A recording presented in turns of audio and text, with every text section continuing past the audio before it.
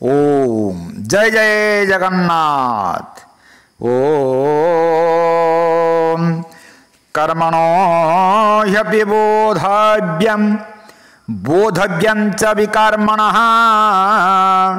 अकर्मणश्च बोधव्यं गहना कर्मणो गतिः। भगवान गीतार चतुर्थ अध्याय सप्तदश श्लोक कहले कर्मण गति अति गहन। जगतरे समस्ते कर्म करती किंतु कर्म और अकर्मर तत्व न जानी कर्म करिले शेषरे निजर कष्टार्जित कर्म फल ही जीवनर अंतराय होता है। स्मृतिशास्त्र कर्म को प्रधानतः तीन भाग विभक्त कर जाए प्रारब्ध संचित क्रियमाण। आमे याहारी उपरे आलोचना आज श्रुति अच्छी नाभूतं क्षीयते कर्म कल्प कोटि शतैरपि अर्थात भोग व्यतीत कोटि कल्प काल प्रारब्ध क्षय हुए नहीं। अवश्यम एव भोक्तव्यं कृतकर्म शुभाशुभम शुभाशुभम च जत्कर्म बिना भोगात नात् क्षयम। ब्रह्मवैवर्त जन्मखंडरे कहले जन्म जन्मांतर कटिले मध्य शुभाशुभ कर्म अनुसार फल भोग होता है। आसंतु शुणिमा यारी उपरे महाभारतर एक शिक्षणीय दृष्टांत। प्रलयंकरी कुरुक्षेत्र युद्धर अवसान परे राजा धृतराष्ट्रंकर पत्नी गांधारी क्रंदनरता शत पुत्र बधुंकु संगरे घेनी युद्धभूमि रे मृत पुत्र मानंकु अन्वेषण करुथांती। संगरे थांती धैर्यशील धर्मात्मा विदुर। स्वान शिवा शकुनंकर विकट चित्कार गभीर रात्रिर निस्तवता को भंग करुथिला।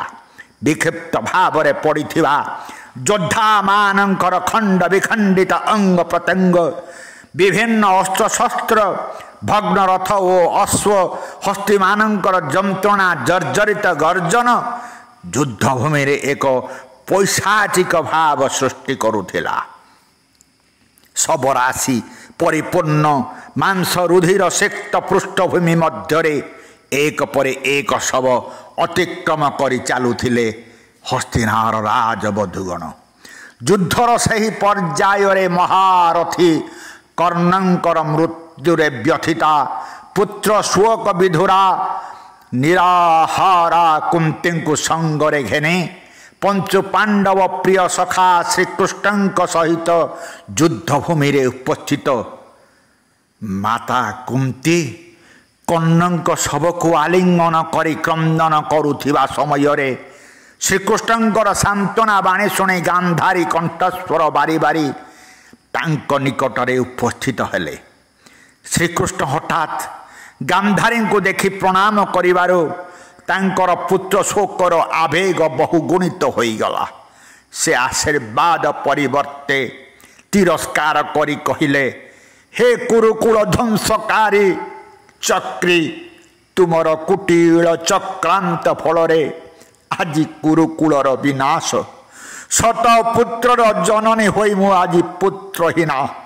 जदि मु प्रकृतरे पतिव्रता सती होइथिबि तुम प्रति मोर यही अभिशाप तुमर जदुवंश यही परिदिने समूले ध्वंस हेब। तुमर त्रिपुर विजयी प्रिय पत्र प्रद्युम्न मध्य सेठिरु निस्तार पाइब नाही। गांधारी ठारू एपरी निष्ठुर वाक्य श्रवण करी मिनती सहकारे श्रीकृष्ण कहिले हे देवी आपण अजथा मो उपरे दोषारोप करुछंती। मंगल छड़ा मु कहार अमंगल करे नाही। तुमर पुत्र माने कृतकर्मर फल भोग करिछंती। इह जन्मर क्रियमाण कर्म जदि उत्कट हुए तेबे 3 वर्ष 3 मास 3 पक्ष एपरिकी 3 दिन मध्यरे तार फल भोग करने पड़ी थाए। शास्त्र कहती त्रिभियर वर्षई त्रिभियर मासई त्रिभी पक्षी त्रिभी दिने हैं अत्युत्कुटे पुण्य पापई रिहैव फलमश्नुते। हे देवी तुमर पुत्र माने प्रारब्ध फलर असत् व्यवहार करी तार फल भोग करुछंती। राज संपदर मत गर्वरे ज्ञाती गुरुजनक अवमानना नारी निर्यातना शांति विरोधी नानादि कुकर्म हेतु से माने अकाल मृत्युवरण करिथंती। तेणु मते दोष दे कि लाभ। श्रीकृष्ण मुखर एपरी गांधारी शुणी क्रोधान्वित हो गले। कहले हे राजश्रेष्ठ, हे चक्री, तुमर कुमंत्राणे भीम हस्तरे अन्याय युद्धरे मोर पुत्र दुर्योधनर आदि मृत्यु घटी। तेणु अन्याय तुम्हें केते कार्य करिच ताहा समस्ते जानिबे, तमे मुक्ति लाभ करि पारिबो नाही। गांधीरी ठारू एपरि रुक्षवाक श्रवण करी श्रीकृष्ण कहिले हे देवी, पुत्र शोकरे आपण संतापिता, मात्र मोर एकांत अनुरोध आपण क्रोध संवरण करी शांत हुअन्तु।